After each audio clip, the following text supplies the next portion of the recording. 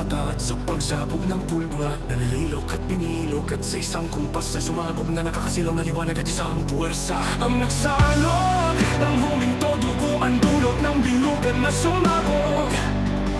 Ang espada at paningin na pulang kawangis ng dugo, ang binuksan na kinabahan at natakot sa nanliligaw na atake, sabay harang ng di napansin na mensahe na naibalik ang puwersa ng pag-atake at nagpagkawala ng doble. At sa pagsundok na sabay-sabay nawala at naging hinto at tulad sa himala ng bulot ng paningin ng kadiliman at doble ang pagbilog na sa timon yung sumpa na ang pagkamit ay kalikasan ang epekto.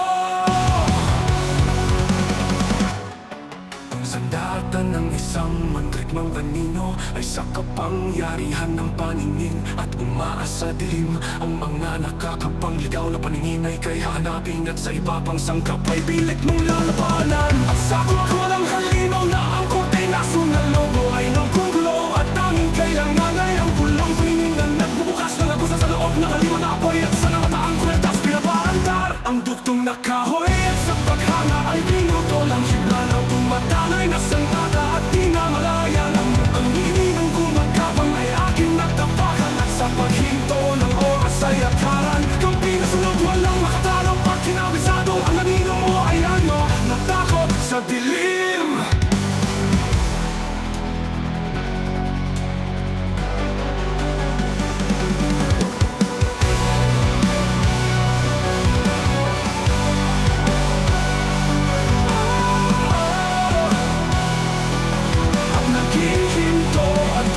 Sa himala ng dulot ng paningin ng kadiliman at doble ang pagbilog na sa timon yung sumpa na ang pagkamit ay kalikasan ang epekto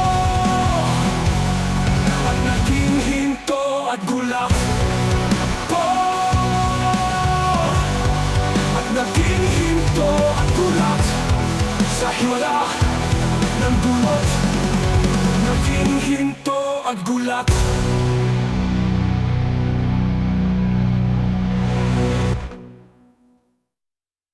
Ang sandata ng isang mandirigmang anino ay sa kapangyarihan ng paningin at umaas sa dilim. Ang mga nakakapangligaw na paningin ay ika'y hahanapin at sa iba pang sangkap ay bilik mong lalabanan.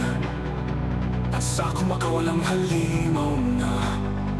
ang korteng aso na lobo ay nanggugulo at tanging kailangan ay ang pulang paningin na nagbubukas ng lagusa sa loob ng halimaw na apoy at sa namataang kwertas pinapaandar ang duktong na kahoy at sa paghanga ay binuto ng hiblik mong lalabanan. At sa kuwag ng halimaw na ang korteng asong na lobo ay nanggugulo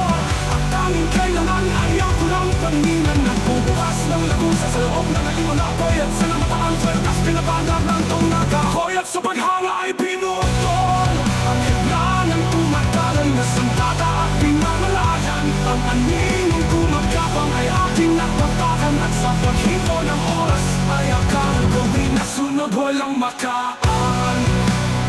pag pinasunod